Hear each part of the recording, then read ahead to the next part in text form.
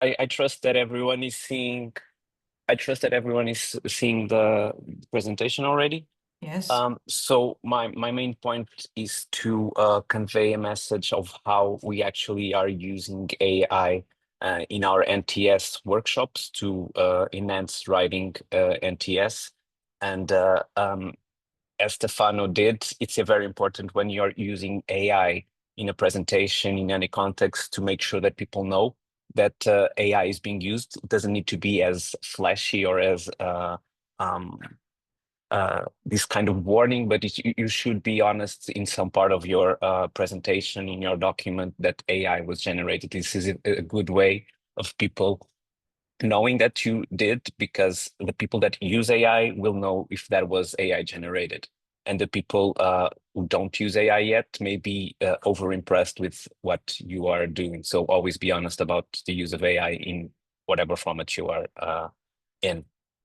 So the NTSs, the non-technical summaries, are part of a kind of proactive communication that the European Commission engaged in.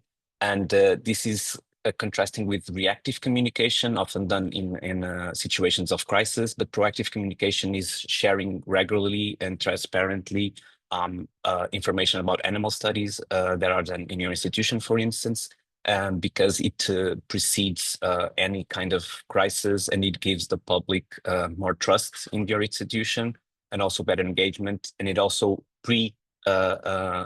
mitigates misinformation that you might see online. So if you provide content for animal studies, you're very likely to have less backlash whenever there's a situation concerning any part of animal studies done in your facility. So this is, of course, part of the directive from 2010, from the implementation decision that came in 2020 to standardize the NTSs. So what happened was that before there was not a central platform for NTS, so it was all over the national authorities' websites, and now you have Aluris that is this Aluris that where it's centrally available for all countries in the EU plus Norway, all of the NTSs from projects that was submitted. As you know, NTSs are mandatory in the European Union as part of your project submittal as a submission approval, and in a quick definition, they are clear, consistent summaries of animal studies in plain language that promote transparency in research, reflect project aims, and are understandable to all audiences. So as you can see, this is a definition that is a summary that AI gave me from JetGPT, the new model, gave me from the definition that I inputted with the definition from the European Commission. And I have to tweak it a little bit because it was missing information. Some things were not well written. So as always, and Stefan already said that very often, never take your first response as the final one. You need to become a prompt engineer and know how to speak the language of the AI to order to get it to the place where you can then actually make your own edits and give your own feedback to that reply. So this is the Loris, and what are the main issues with NTSs nowadays? They are often seen as just a part of a mandatory regulation, and they're not seen as part of science communication, part of engaging with the audience. So that makes it often very jargon heavy, even after revision, and it's somewhat inaccessible to non-specialist audiences and even people that are specialists in other fields, but they don't really understand that specific field. There is also some lack of specificity on harm severity and animal experience, which is what people in most general audiences want to know about. There is often an overuse of vague language, like animals will be monitored, welfare ensured, which basically doesn't really say anything. So, for example, you shouldn't say mice will undergo imaging and be monitored. You should say that mice will be anesthetized, probably with the name of the medication, the anesthetic that will be used for non-invasive brain imaging and closely monitored during recovery to prevent stress. and maybe even talk about refinement that you provide these animals after surgery. So why should we use or integrate AI in our NTS writing process? So NTSs are designed to build trust and make complex terms and complex science easy to understand. And large language models, which is what ChatGPT is, can help with that, because that simplification of complex language is one of its main purposes. And it can help with simplifying technical content and scientific jargon. It can help translate scientific objects into very, very clear and plain English that can be accessed by non-native speakers of English, and also give you a rewriting from the animal's perspective, which is what the NTSs should be about. Should be about the animal's perspective and not just a reinvention of the article or the project of the project proposal itself. So, but always remember, AI is a support tool. It's meant to help us. It's not meant to replace or even complement anything. It's a complement, but a very, very minor one. So see it as that, as a support tool, not as a replacement. That's what we do in our workshops at EARA for NTS writing is to try to, in iterations, try to simplify the content of NTSs. So these are the categories of an NTS, for instance, and this is kind of what we start with. This is what a full NTS would look like in a infographic slide like this, which is too much. So we have to start another iteration to simplify it, and we can use ChatGPT to do it. And then you have iterations of it. So then it gives you back this, but then after this, you have to go yourself and refine what is here, and maybe you can arrive at a simpler version of what the NTS is that is more also visually appealing.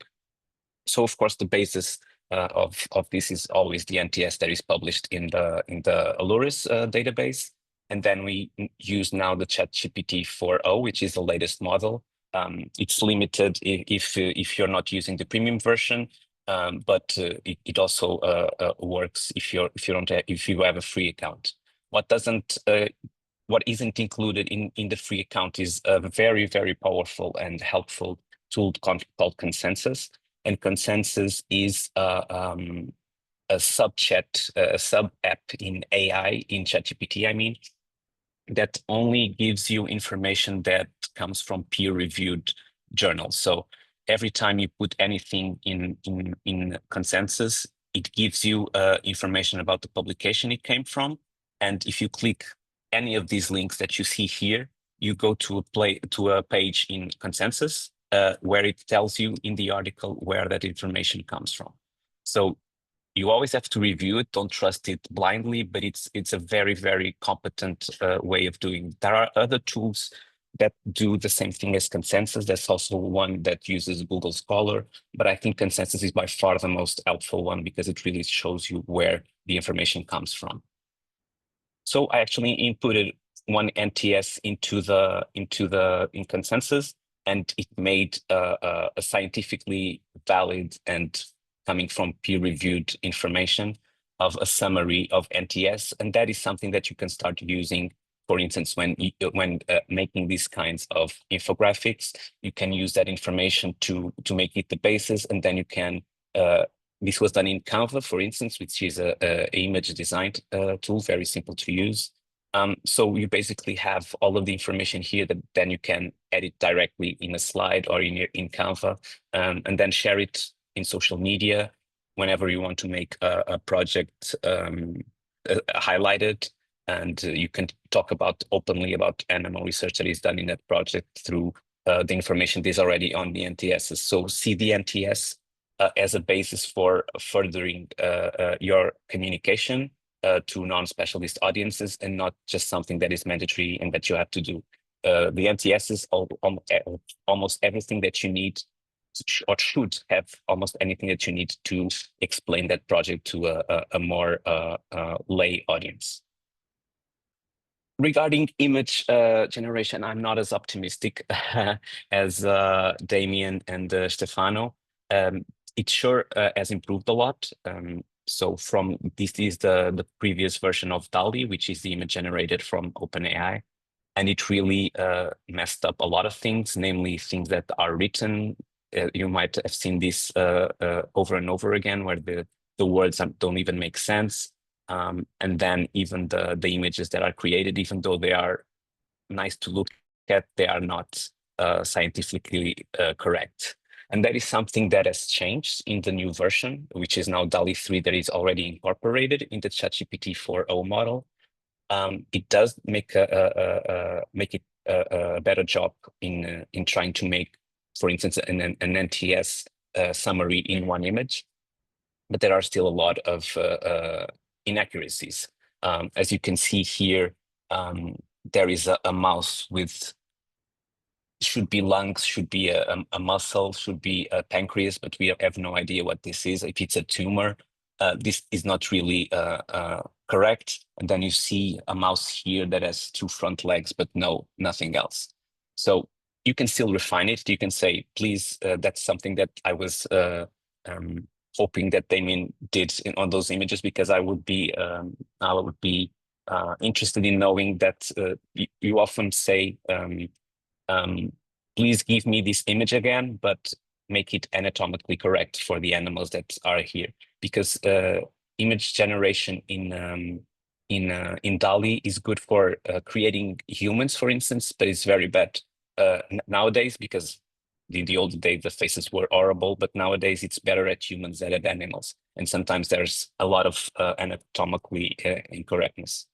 As you can see here, even when I say give me a summary of what this NTS is all about, it gives you a image, but it doesn't really say anything about how the pancreatic cancer is influencing the muscles in your lungs.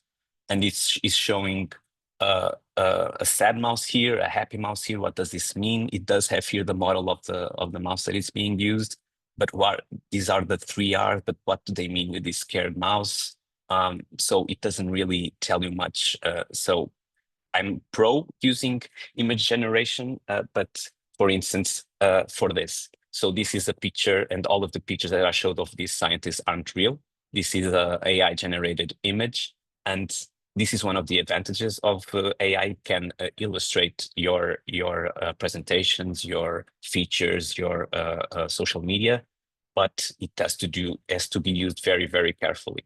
So, but it enhances the revision of summaries. You can have faster drafts of your non-technical summaries by using, for instance, a project proposal. It also is great for non-native English speakers, because it helps simplify some language that is very difficult to decode. It ensures, of course, consistency in tone and also in format. And it also helps the animal welfare bodies and the reviewers of the NTSs to give feedback in an efficient and direct way. Moreover, plus it helps you understand the animal experience, because you can rephrase the whole NTS from the animal experience, and also the severities categories can be refined in a better way. As I said, it can decode scientific jargon for non-specialist audiences. And finally, it can also now, as you've seen with consensus, support peer-reviewed sources. The limits, there are a lot of them. There are more limits than advantages now, but I still use it most days.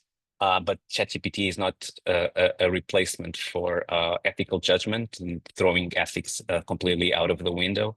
It's also not a substitute for regulatory approval from animal welfare bodies, and it's not a replacement for final review by actual humans. So it's important to avoid, for instance, when AI oversimplifies the language or creates factual inaccuracies that come up with the replies. Namely, this is something that Stefano already talked about, but are these AI hallucinations? And these AI hallucinations sometimes just create they create quotes from people that don't exist. So if you give it from, for instance, a news article, a science news article where there's a quote from a scientist, it will not even be able to, at first go to just give you that summary with the verbatim quote, the actual quote, and can even make up the name of a scientist that did this. So you need to be very careful when using AI because of all of these hallucinations are still very present. So we recommend that animal welfare bodies actually define how AI tools can be used responsibly by the scientists and by the people that are writing the NTSs, and that this, of course, should always be reviewed by the experts in the animal welfare bodies and human experts, not AI experts. So I try to make this very simple, and I can take any questions now. Thank you.